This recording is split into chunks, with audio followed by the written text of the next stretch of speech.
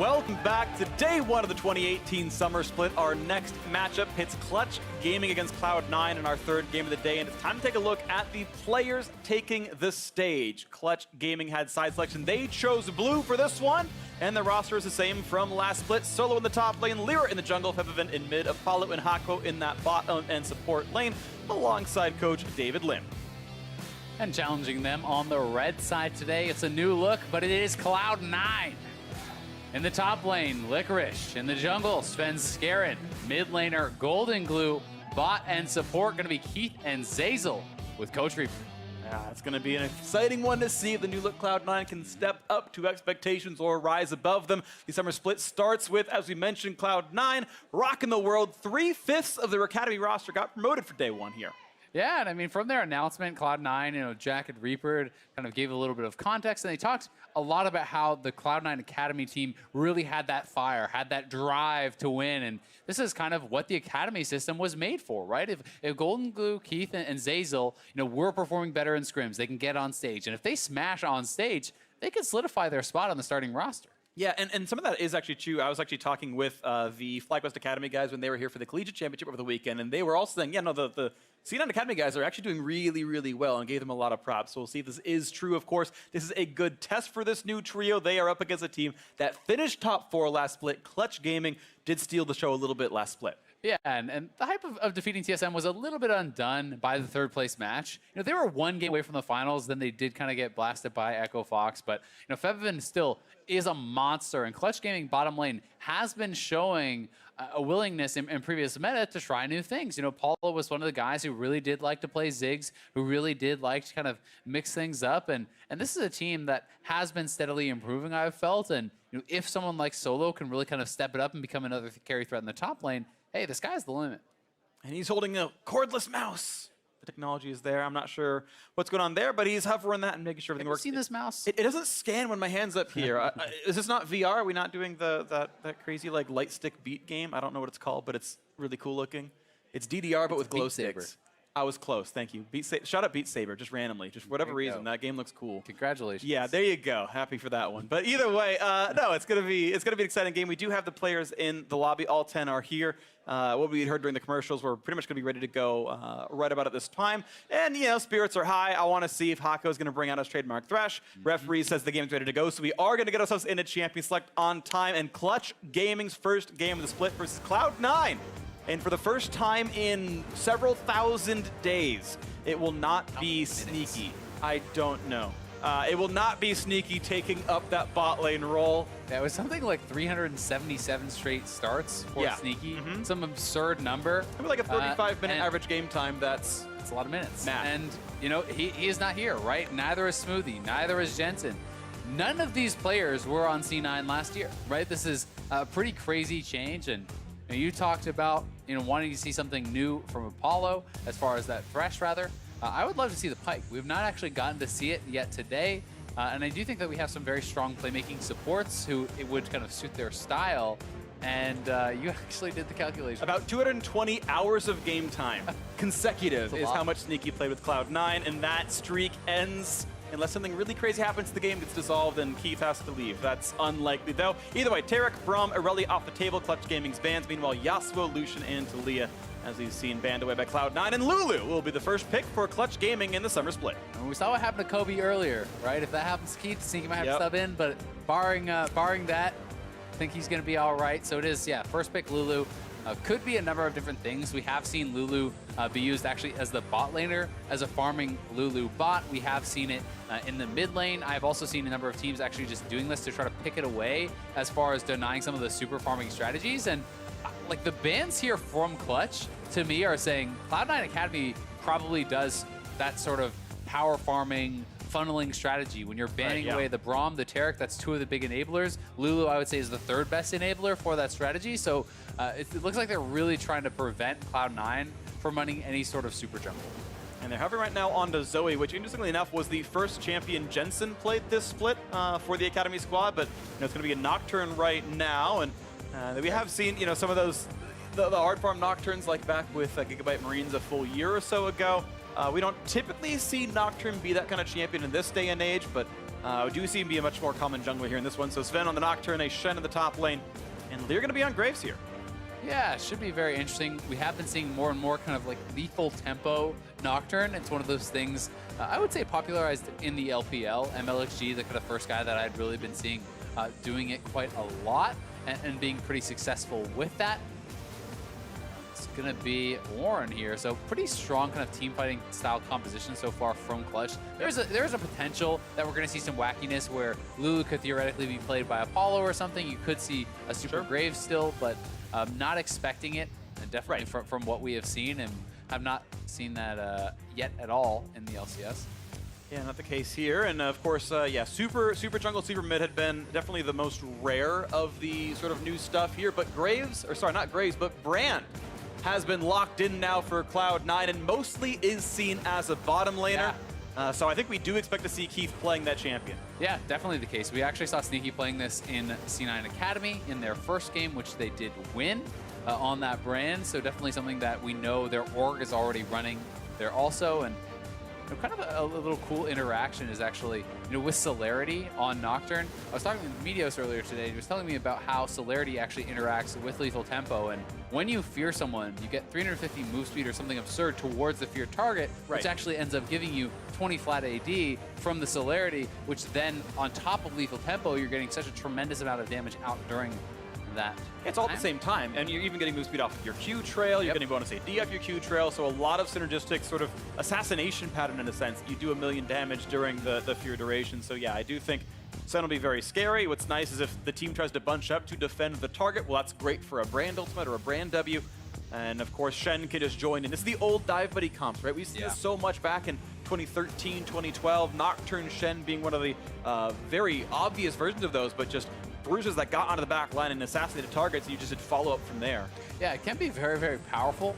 That being said, showing it this early, and Clutch has some of kind of the answers that you would want to this sort of a dive composition. You have a Lulu who can really kind of prevent, with the wild growth and the shields and the Whimsy, some of that damage that is coming in. You have an Ornn, certainly the potential to be like a very hard target to actually dive into, and we'll see what Clutch wants to go for their bottom lane, if they're going to go for a very safe bottom lane, if they're going to put Fevin on this Lulu, or where they're really going to move things around. The Nautilus, I'm actually expecting this to be support. So is this Nautilus Mord? I think it could be Shen support. It could also be Nautilus Mord. We're seeing a lot of Shen support these days, actually. So this could be Nautilus top. This could be actually like a farming Nautilus. Like, there's a lot of options here that it could be moved around, but I'm expecting it to be Keith playing Brand. I am expecting it to be Zeyzal on the Nautilus or the Shen, and then Licorice on the opposite. Nautilus I don't consider to be a very strong laner, honestly. So we might just be seeing Nautilus support for a very powerful all-in. One of the really nice synergies that I could see coming out of that is the Nautilus are set up for a guaranteed CC, which means you're going to hit your Pillar of Flame, you're going to be able to hit the Seer for the stun out of that, and kind of very easily set up that sort of powerful combination. This is looking like Morgana, Vladimir just as the bottom laners. I think these are actually just their picks. But there is some potential still for it to be Lulu for Apollo and then Vladimir mid. But I am expecting it to be Lulu mid. We'll see what comes through into this one. Yeah, this might be the lineup right there for Clutch Gaming. As you mentioned, the Zoe picked up. So this looks like the lineup right here for Cloud9. Zoe, the last pick, mid laner, Nautilus going to that support role right here. This seems to be the situation, but we have 20 seconds to go until the teams have to make sure they are done swapping. This is the most likely look to go down for this one. So, okay, to recap, we have now double non-standard bot lane. Still no super jungle, but we don't expect much of that overall right now in this day and age. But double mage in the bot lane here with a Morgana Vladimir versus that Brand Nautilus. Yeah, this is going to be really interesting. I do think that the straight-up team fight from Clutch is so incredibly powerful with the Ornn, the speed of onto the Vladimir, flying into the team fight, AoE damage coming out from a lot of those guys, as well as the damage amplification. A Brand can be a very, very powerful team fighter, but I would say Cloud9 is much more dependent upon the picks, with Sleepy Bubble Trouble from the Zoe, with finding the right pick with the Shen Nocturne combination, and Nautilus using his hard engage to really pick someone off. So look for them to play around that to find those straight up picks, where Clutch, I think, just wants to brawl 5v5. Yeah, it looks very scary in kind of a lot of these sides. We'll see what split pushing looks like down the line here. They've got that Graze for physical damage output. Same for the Nocturne on that Cloud9 side. Clutch Gaming, the 4th place finishers from the last split right there. Pick Bard, sorry dude, not gonna happen right now. And Cloud9 had a very unfortunate run to their playoffs. A quick exit for them as well in 5th, 6th place alongside TSM. Clutch hoping to repeat some good success. Cloud9 hoping to make sort of up for lost time in the spring split. Yeah, and honestly, for a lot of these guys, this is such an important game because for Keith, for Zeyzal, for Golden Glue, they want to prove that they are LCS ready now. You know, most people are looking at this game and assuming, yeah, something happened, but Sneaky, Jensen, and Smoothie are going to be back.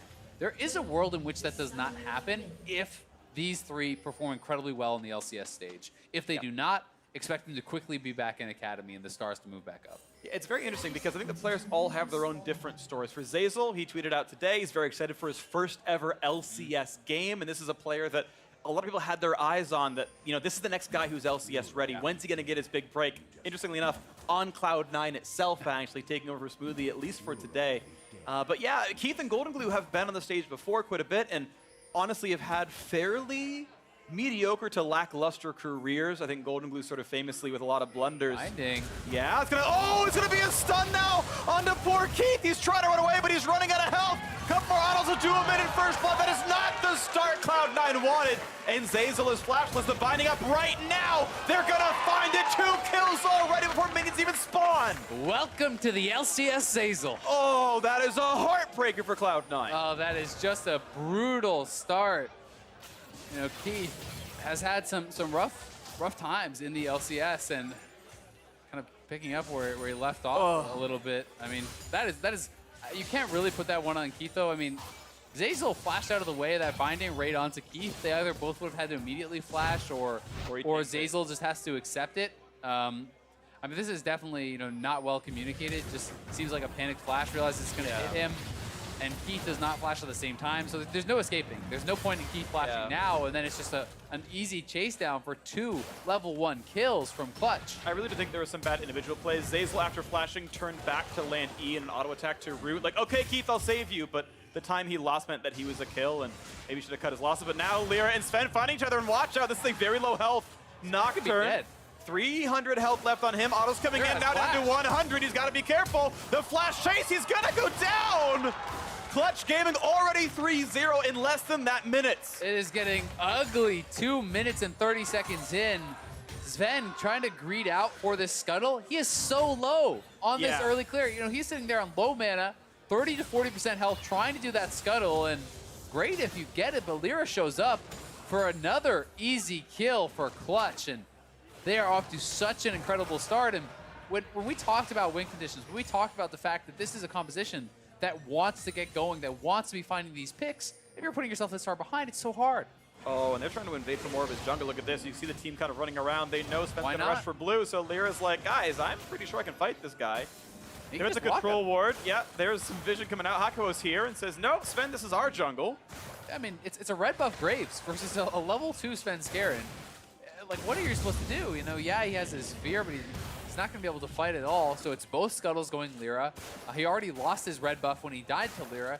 Now the blue buff gets taken away. It's a double buff Graves sitting up against this Sven Skarin, who's going to be so weak. And that means Nocturne is going to be very behind the curve as far as actually hitting his level 6, getting those early ganks. And Fear's on cooldown.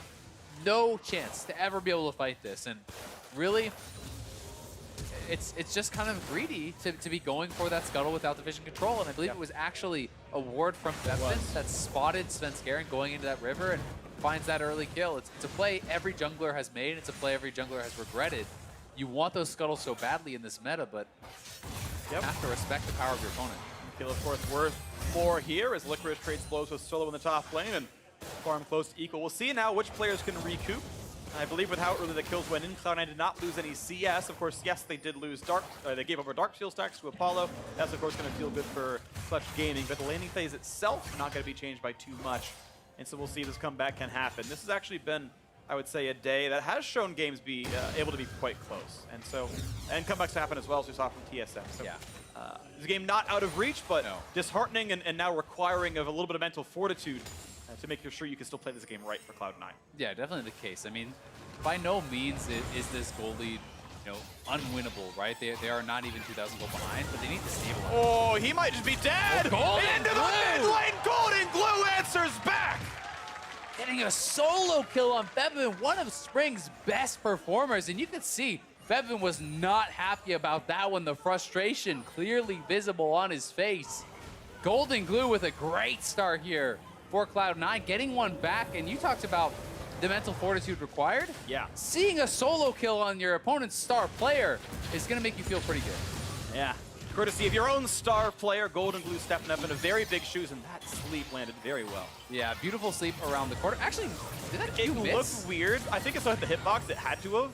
It looked strange, but I think it was looked bad on the spectator end, but had to have hit. There's no way he did that much damage without it. Yeah, I was really confused. I mean, the chilling smite went down, it looked like at the same time, but either way, must have connected, I'm assuming. The top lane going to be looking pretty even. One of the biggest problems, though, is not even the gold. It's not really the kills. It's the fact that Svenskeren gets pushed this far behind, because Nocturne really can struggle to actually find success if you are pretty far behind. The champion falls off pretty heavily anyway. Yeah. Usually your first ultimate is such an indicator of what your success is going to be like in that game. And, we're at 6 minutes, he's level 4, right? It becomes very, very difficult to actually get to that stage where you are looking really strong. He's not even going to get 5 out of this camp, so he is really far behind, and I feel like it puts such a tremendous amount of pressure on him to make sure that first ultimate works. And we'll see when he gets it. 6 minutes is a very fast time to get 6 minutes, or until they get level 6, but only level 4 right now. 1 camp away from 5, but a full jungle clear to go maybe, with some nice aggressive trinket wards spotting out what could be his future jungle paths. He's been waiting for his red to respawn. His Krugs are up right now, and that'll be his first camp. You also have to worry if you're Cloud9, because the early pressure has gone the way of Clutch, and it's an early Infernal. Don't want to be giving over any Infernals to your opponents. This is level 6 for Lyra. Definitely the potential on Graves to solo that up. You can just kind of hop over the wall and look for that. Perhaps after he gets his red buff, could be an option, but we'll see what the play is going to be for him. The first teleport now comes in for Licorice now, getting in with the team map plus Ruby Crystal. Has the ultimate available now to join in for any crazy fights. Keith gets level 5, the same for Zeyzal down here in the bottom lane. Of course, Morgana generally pretty well equipped to deal with Nautilus crowd control. It's quite telegraphed. It lectures not too hard. Nice taunt across for Licorice, and trades back and forth, and now Lyra looking for the mid lane, looking to find something to do. Yeah, that's been getting poked out pretty hard. Nice binding, though. Oh, and they're going for a lot of damage here. Apollo on the back line gets some good damage. A good stun coming across, and oh yeah, with Hemo Plague, he's going to be healthy enough. Yeah, will survive that. Was pretty close, actually, to getting taken down, but will stay alive. The pressure, though, mounting for Clutch, and with Keith out of health potions, with him pretty low, he knows he has to go back to base, but he is running teleport, so we'll be able to get back and collect that farm. Yeah, not too bad here in this one, but it is still a farm lead for Apollo, so that duo lane really not missing a beat here. You could argue they're up against Academy bottom lane, but it's still one that Cloud9 chose to field today. And winning so far, and okay, to be fair, a matchup where they got a free first blood and specs for gold, and getting to catch that in, of course, helps them.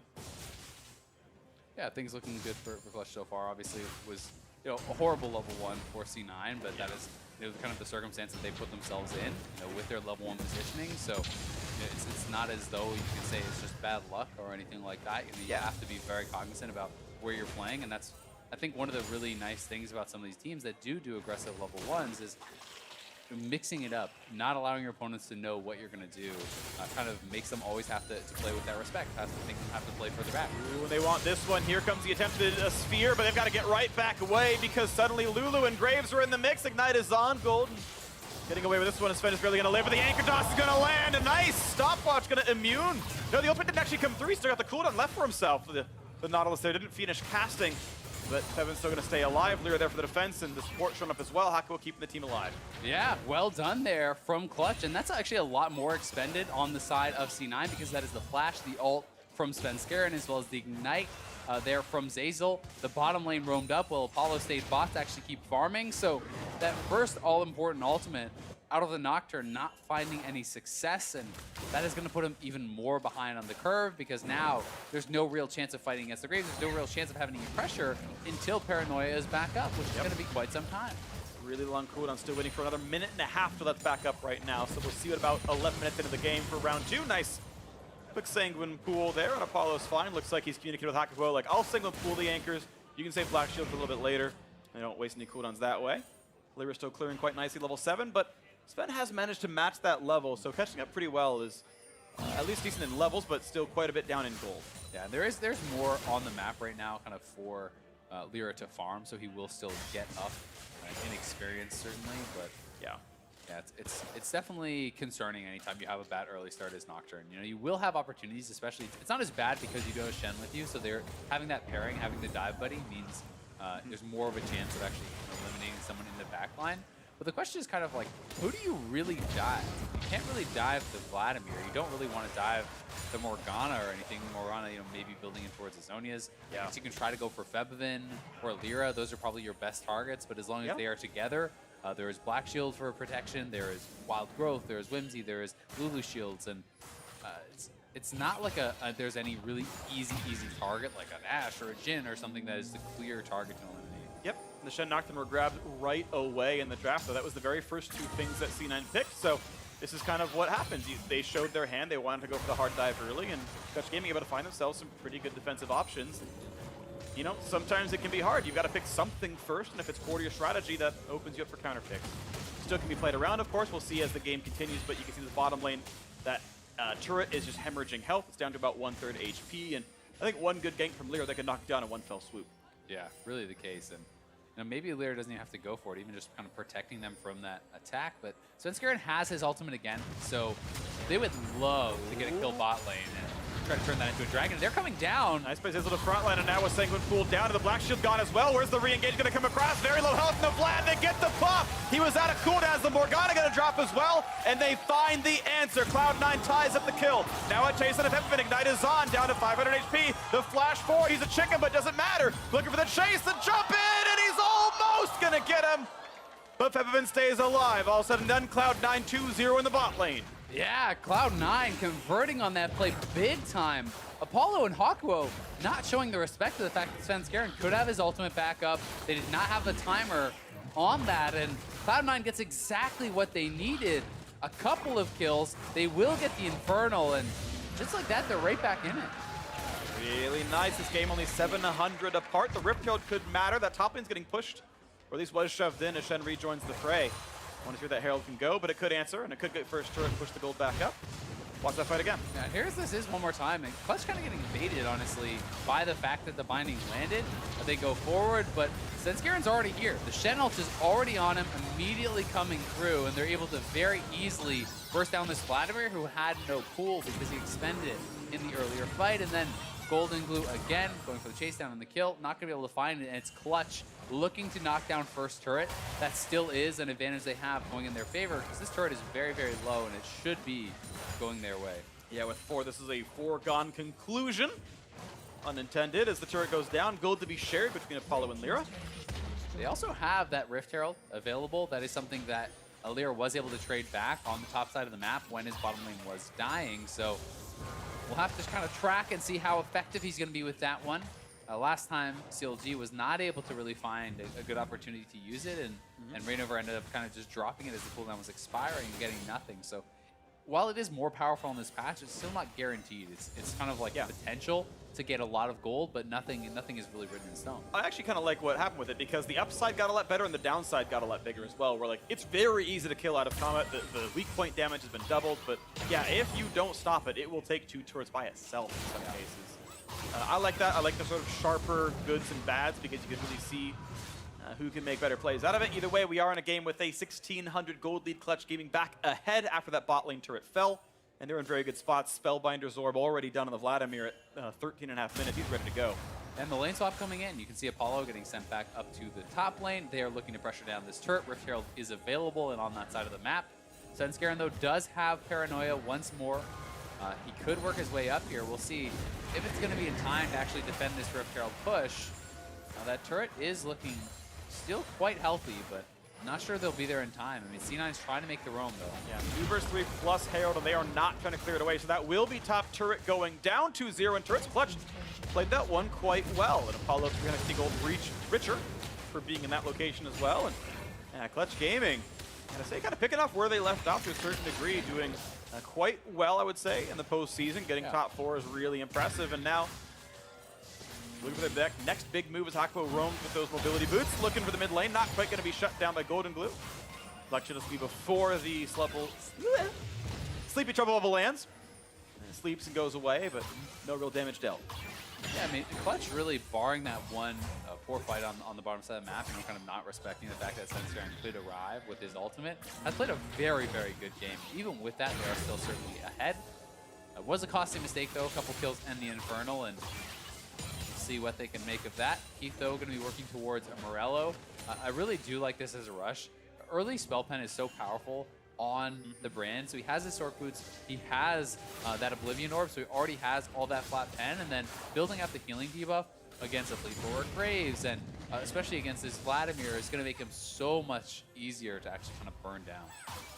And of course, Merlin Amicon against a self-killer like Vladimir, obviously a very big deal. See if he can ever kill him in those fights now. Wave clear coming through for Gold and Blue, doing pretty nicely in his lane matchup. He's up almost 30 CS, that's actually pretty solid. Solo kill helping as well, and say, so far his 2018 debut in the LCS is going well for Gold and Blue. Yeah, almost had a second solo kill as well. Right, yeah. Certainly looking strong. Zoe considered to be one of the, if not the strongest, I think, mid laners right now. So certainly you could say he has kind of the matchup advantage, but he has been looking really, really good. And we have seen, Fev have been making some of the very best mid laners in the LCS look silly at times in spring. So certainly an impressive start, and we'll see if C9 can actually push in and try to clear out this mid lane. Well, Ulf burned for it as well, and the Smite Lear doing everything he can to make sure that turret can stay alive, and does so. Stays at about 40% here. And rightfully so. Apollo's pushing on the top side, so all they need to do is really kind of delay and buy time in the mid lane, and then someone from C9 will have to go up to the top side, clear that wave out, which will buy them priority again on that mid lane. The minions go back and forth for now. Once again, a small lull in the mid game as we wait for Ocean Drake to spawn in 80 seconds. 3-3 in kills, Cloud9 up an Infernal, but down 2,500 gold. You expect a battle to probably go Clutch's way based on income, but positioning means so much in this game, and getting that individual pick can be the way into the battles. Yeah, and it's so much about execution. I mean, there's a lot of squishy members on the side of C9 who have incredibly high damage potential, but also the potential to just instantly die. Oh, yeah. I mean, Keith could like 1v9 a fight and just kill everyone with his Brand ult in a really nice combo, but he could also just die without getting to do anything to a Vladimir and a Graves ultimate layered over top of that. So he's going to have to be very careful. Likewise with Golden Glue. I mean, if you get caught by an Ornn ulti or polymorph by the Lulu and focus down, that could be it. But at the same time, given the proper vision and a really nice pickoff, he can be 100 during someone. So it's such high variance, I feel like, in these fights. Not having any innate flank tools without flash. He's got it right now, of course, but yeah, Ornn ults are made to just destroy backlines right here. So we'll see if Solo can get in, make those happen. 140 gold for Sven. He takes down that top side scuttle. Brings that game just a little bit closer. But Ocean's up in 15, and right now, vision control pretty rough for both sides, but better for Clutch right now. Ocean could be theirs. In the meantime, though, Cloud9 pushing for the top side, and could be somewhat of a trade of objectives. Sven's here to sort of support that lane. Yeah, Clutch actually pretty late on this rotation, and Cloud9 showing a lot of respect to the fact that there can be multiple members up there, perhaps too much. But they are potentially looking for this dive now, as Svenskeren has level 2 ultimate, could engage certainly from this far away. And with the defense there, of course, no one's here to stop Lyra going for this Ocean Drake. This should be easy pick up on the Clutch side as Sven shows up and says, hello, I'm here. He blocks. Not much. He's going to be okay. Either way, this is going to be the turret falling. So a trade of Ocean for top lane outer turret. Cloud9 finally on the board for those. A Smite grabs that. Sven still level 11, gets a Gromp for himself. And is going for an assassination build that is more common for Nocturne, of course. Warrior into Duskblade or something else. Yeah, Duskblade generally the most common second pickup, and then there is some variance from there. You see, a lot of GA and things like that. Sometimes you will see just a full type assassination build where they're going Ghostblade and all these sorts of items. But there is also the ability to kind of go back and go more supportive, go more tanky. Generally speaking, Nocturne doesn't really do a lot as a tank, though. Like, right. If you go in, it's almost always going to be a one-way trip unless you slaughter the other team. So often just going for enough damage to kind of trade your life out or immediately kill one person is going to be the most effective strategy.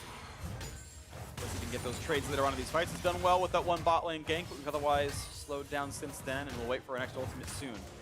Wave clear still back and forth. The trade of objectives means we're back at a little bit of downtime, but now with Baron Nash respawning in 25 seconds, we again say who's got vision control Right now it is Clutch recalling from that river. They're going to restock their wards, maybe look for it now. We've also got to remember how Licorice is going to be able to kind of have an advantage in these side lanes because he is double global. So if you TP to a fight, solo matches, then you have the Stand United to join a second time or vice versa. He has gone Titanic into Banner, which is really, really side lane effective. You're going to be able to clear out those waves so incredibly fast and have additional pressure on the turrets now with the Banner. And if Ornn ever groups away from you with the AD on that build, with the Banner of Command, you really can threaten knocking down those turrets pretty quickly. So C9 could look to really just try to split the map and find picks in the side lanes with the Nocturne, find picks around Vision with the Zoe, and really look to try to avoid a straight up 5v5. 5v5 might just be, as you mentioned in Champs League, actually, what Clutch Gaming might want to do. They've got a pretty well-rounded team composition, not quite that same assassination that Clutch, or sorry, Cloud9 might be looking for with a more split-up map. Lear trying to give the blue over, says, nah, never mind, I'll just grab it. Go for the next little bit. Licorice grabs that Gromp just in time as he runs away from Lyra. Looks like he actually killed it with his taunt. Yeah, I think taunt deals damage to monsters as of like a year or so ago, so. That comes in, now an attempted Vladimir sort of pseudo-dive. Keep in mind, it's very easy to like Whimsy him for move speed and then Sanguine Pool out and not get caught out.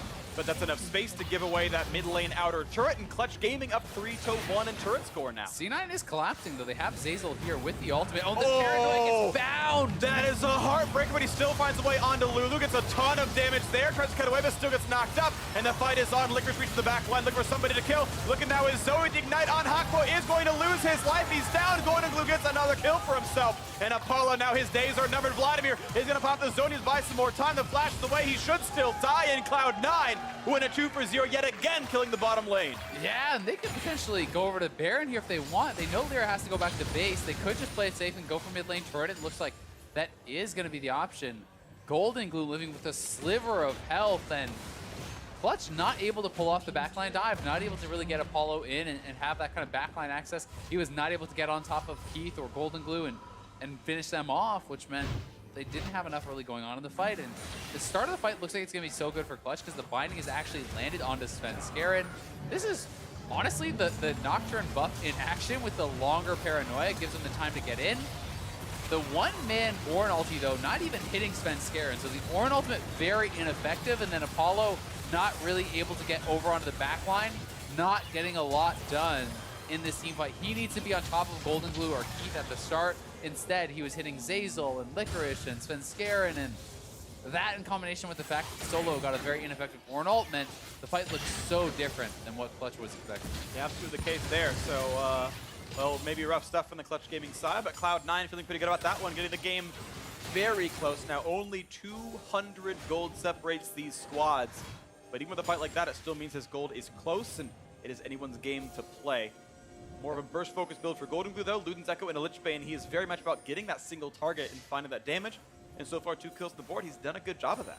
Yeah, he certainly has, and it's a little bit concerning as well for Clutch, the fact that they actually expended a fair number of flashes in that fight and really got none of the big carry flashes out from Cloud9. Also, Brand without flash can be extremely vulnerable to getting dove. You're essentially guaranteed to hit that Ornn ultimate, but yeah, not able to get any pressure on Keith with the Ornn ulti, not able to get any pressure on him with Vladimir means he still has that. Golden Glue still has that. These two super squishy members who are putting out most of the damage are not going to be that easy to attack. I mean, both these guys have 16, 1700 health. Like, that is very, very vulnerable, but you can't get to him. You can't kill him. Absolutely the case right there, and as you mentioned before, with the flash difference there, good at escaping as well. That was 1 flash burn by C9, but 3 down for Clutch, so even the second fight's going to look better, you have to imagine. And it might be Cloud9's turn to start playing around that Baron buff here. The Mountain Drake's up in 40 seconds, but I'll trade that for a Baron any day, any time. And it's going to be vision control right now to take over this top river. And maybe look for a little bit of a trap in the brush. Wants the Sleepy Bubble, not yet going to get it. Gets a little auto attack, but even with Lich Bane, look at that damage. Febiven gets the chunk out. Here's the Ornn ulti, they're looking. And they get a knockup onto Keith. The chase Vlad's not going to go in. He had flash, didn't want to go for it. Now the knockup for Lulu on the back line. A taunt in there as well. 1 kill already, but the trade back. Big damage coming across back and forth. Clutch getting picked up too. Now a trade 3-on-3 in this fight. A jump forward for Solo. He's going to be turning to sleep, and now Apollo. Flashguard puts the ulti down. Looks for the Sanguine Pool. He should be killing Keith. Mage on Mage, and blood wins over fire. 3 versus 2 now as Licorice jumps over the wall, and it's Clutch Gaming winning the fight. Yeah, much better fight there from Clutch. This time they're able to execute much more effectively. They do hit an important member with that Ornn ulti, and you can see Lyra and Apollo getting more onto the backline, getting that damage out, and knocking down some of these members pretty quickly. Here it is one more time. A C9 collapsing, want to look for it. Not able to immediately follow up on the Ornn ulti, but Keith kind of getting pushed back. Does get a pretty good ult bouncing around. You can see, though, Hakuo getting burst down. That really was the target. Featherman gets out, survives quite a long time, and then Lyra, Apollo, Solo, all flooding forward and just chasing them down. And the fact that Apollo still had his ultimate after all of that essentially guarantees the kill on Keith. Really nice done getting in the back line. And yeah, these are just full high damage champions. There's no durability on them. It's right. It's the full AP Vlad. It's none of that Rileys, none of that Leandries. No, he's going as much AP as possible and like big damage out of him. Yes, he can convert that into health, so he's, you know, thanks to being Vladimir, a little bit tanky, but just eviscerated Keith there in the 1v1. Yeah, and Lyra, while he is building a very aggressive build, I honestly would have preferred him to get something like a Hex Drinker at least, have some sort of survivability. There's so much random AoE magic damage in these team fights with Nautilus Ult and Nautilus E and all the brand AoE damage plus Golden Glue. That it can be hard to actually stay in a fight as a Graves with even just an ult bounce or two from the brand could push you out. So he's going to put out a lot of damage, but he doesn't have a ton of survivability. I guess, you know, the thought process here is just, hey, I have a Lulu behind me. That should kind of be my defensive stats. That should be my protection. And he's going to have to play it really well to kind of dance around these team fights with no magic resist. Yeah, I would say, I guess Phantom Ramp is the one that you might consider going back and forth on, because I think Cleaver is 400 health. It's still pretty solid for that. But yeah, I would like to see Ma. I think you're right about that one. Lyra definitely someone that we have criticized for builds before, has made some bad choices. And this one more debatable, to be fair. Yeah, this is not egregious by any means. It's just, I think that MR can be so effective. Speaking of egregious, though, Zeyzal in the middle of the team as support just gets completely shut down. And suddenly it's a 5v4. Ornn comes in. That's a slow one to Golden Glue. He's going to get knocked into the air without a flash. The binding! The bind is in. There is no way out. A double kill for Febiven, and suddenly complete map control for Clutch Gaming. Yeah, Licorice still split pushing, though. He already knocked down the tier 1 bottom. He does have his banner available, so he could actually meet up with that mini wave, banner that up. You can see a banner is in the top lane as well for them, so they have double banner. There is huge lane pressure, and Clutch is kind of forced into going for this, because they're going to lose multiple turrets. Sven has ult, Sven has flash. He can get into the pit and out and play for the steal if they can get vision.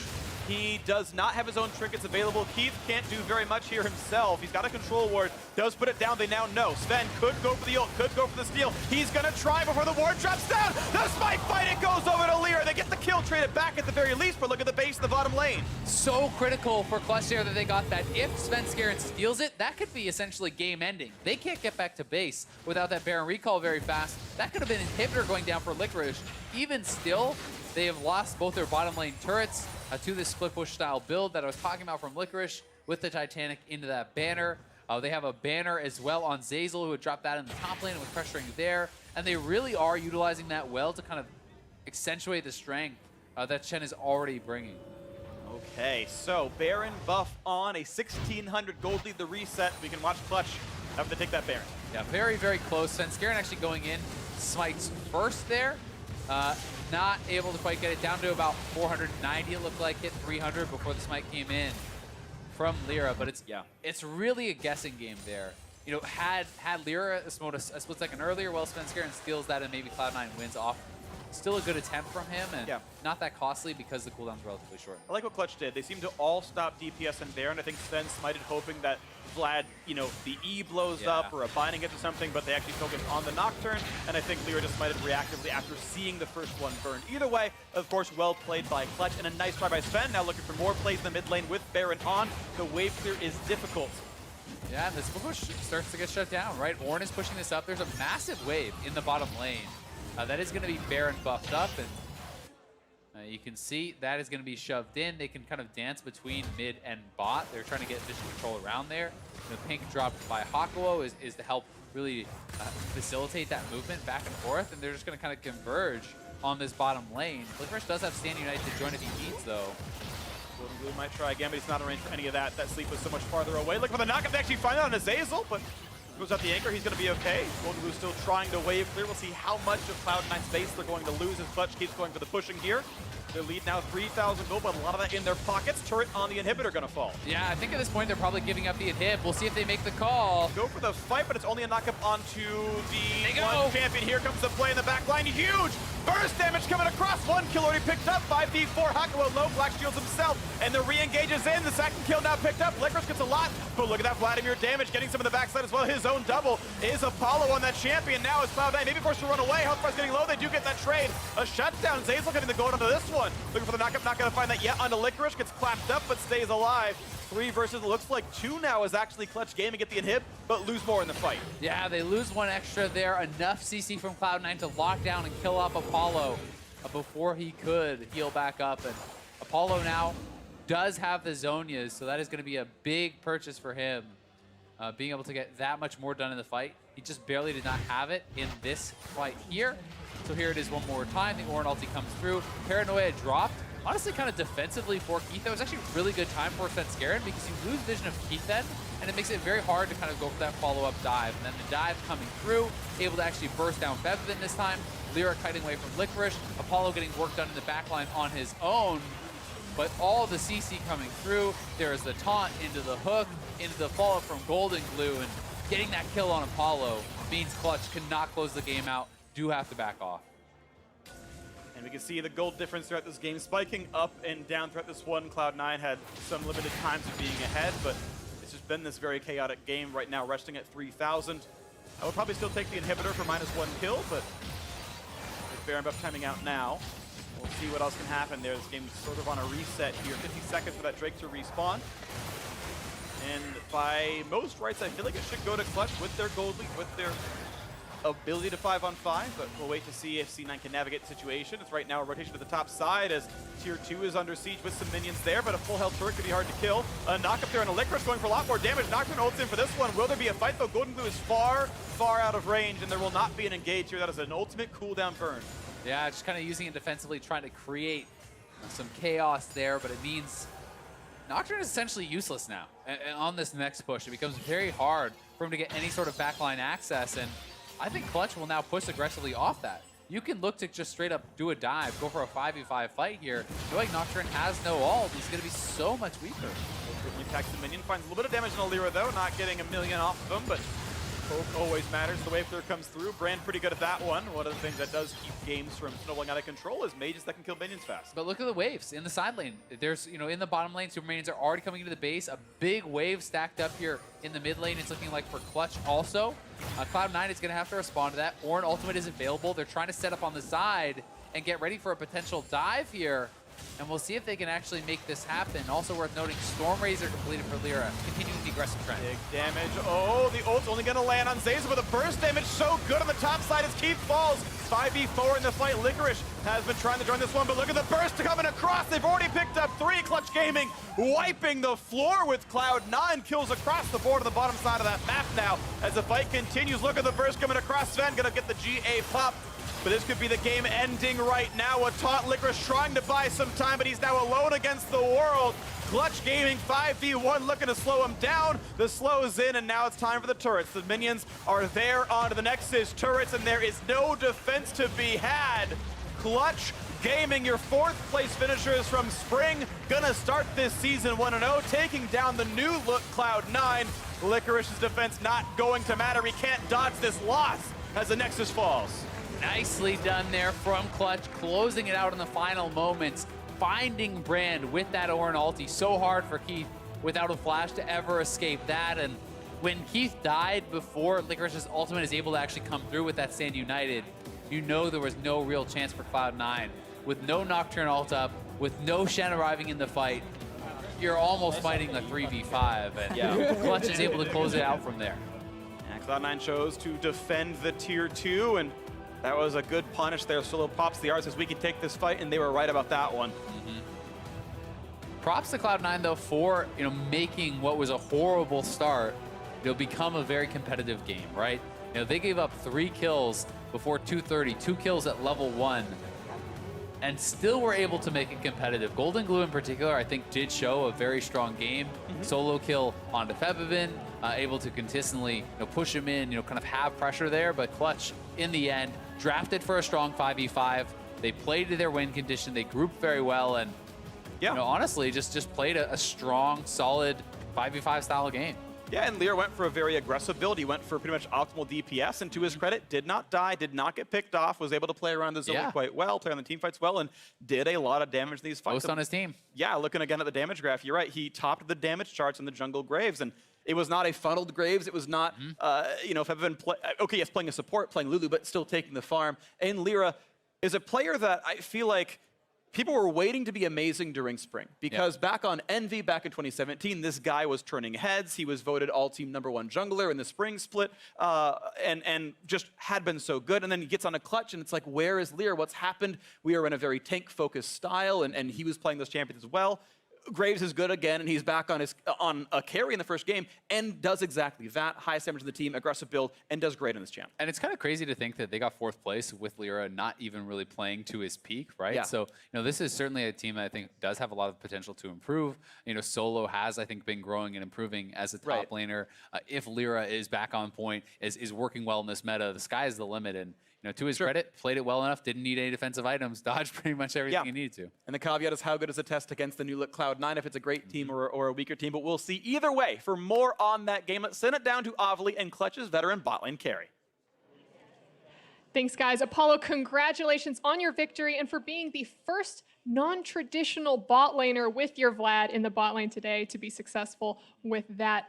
What do you think of the bot lane changes, and how are you finding your place in them? It's pretty difficult, I think. I had to practice a lot more. The champions I'd never played before, pretty much. So I was actually feeling pretty comfortable on Vlad before I went on stage, but I didn't play as well as I thought I would. But I'm glad that we pulled out the win. We've had a lot of time. Last time we saw you was in Miami. Now you got this break to kind of learn about the new meta. What else have you been doing with your time? Well, I guess recently just playing a lot of League of Legends. But I mean, I was just relaxing. Like after Miami, it was kind of a rough. It was a rough series for us, but we took a break and then we got back to like boot camp, and then the whole patch happened. So after that, I've just been practicing League of Legends. Like I'm practicing all these new champions because I have to. What has been the main focus of all your prep, maybe during the boot camp? During a boot camp, I'd say it's like communication has been our biggest improvement and like our focus, because I think it was a main issue like when we were playing last split. Even though I think we performed pretty well compared to like other people's expectations, I still think communication was a huge issue, and that we've done a really good job of improving that. Now, unlike your opponents today in Cloud9, you guys have kept your roster intact from last split. Has that helped you at all? Yeah, I mean, I don't think obviously there are like problems on our team, right? But I don't think anything was like a roster issue, and I'm glad that we all stuck together. I think it's been pretty helpful for us. I think we just working on our problems and just getting better.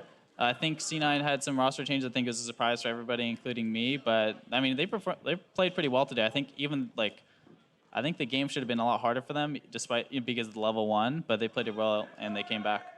Well, congratulations again on your victory. And for more on the game, let's hear from the State Farm Analyst Desk. Thank you very much, Avali. A couple interesting points there in that interview with Apollo that I want to dive into. The first of which is what it takes for a pro player when struggling with these kind of new picks that are being introduced, in terms of practicing it up to a degree that you can play it at the highest level and in such intense moments. Yeah, I mean, on the alt stream, they had Doublelift, Cutie Pie, and Afro all talking. They said, like, even if you learn a champion, it's still different to be like, this is what it's supposed to do, and then having that kind of instinct to do it in a high-level competitive match. And there's a couple fights over the course of this game where it's very easy to nitpick Apollo's Vladimir, and you heard him himself saying, like, I don't think I played it that well, despite feeling confident on the pick. Because once your brain kind of shuts off and you're working more kind of on that first natural instinct, it's just not there. To which I'm sure if he were to watch it back, he could probably point out all the same moments and say, hey, that's where I was mechanically off. Yeah. But in the moment of it all, I hit W instead of E. He's a pro player. He has people telling him what he should do. He can figure it out himself as well, but executing it in the moment takes many, many, many hours. And they don't have the time to do that for the 27 unique picks we've seen in the bottom lane. It's impossible. That's a lot of League of Legends. So Not that's enough what time he in said the during day. the interview, is they just need more time. Now, the other aspect of the interview that I really wanted to dive into is what he said at the very end, the idea that this game should have been even tougher for Cloud9 based on the way that the game started. Of course, we have these shenanigans at level 1, which net early advantages to Clutch. Yeah, catastrophic failure here by C9, especially the first game. Your substitutes come in, they get double killed, as well as losing summoners, and it's after minions have spawned, so they'll never make it back for the start. On top of that, Lyra goes red to other side scuttle, surprises Svenskeren, who tried to do red Raptor's scuttle, and picks up another kill, as well as then sweeping around the map later, controlling both scuttles and being about 40 CS ahead of him halfway, 10 minutes into the game. And now, granted, we saw Vlad earlier played with a Leona, this time around with a Morgana. I do want to talk about what those early kills does to the dynamic of that lane in the bot lane when all of a sudden you've got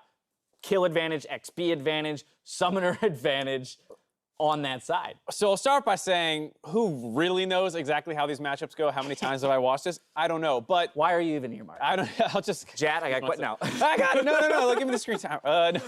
It was.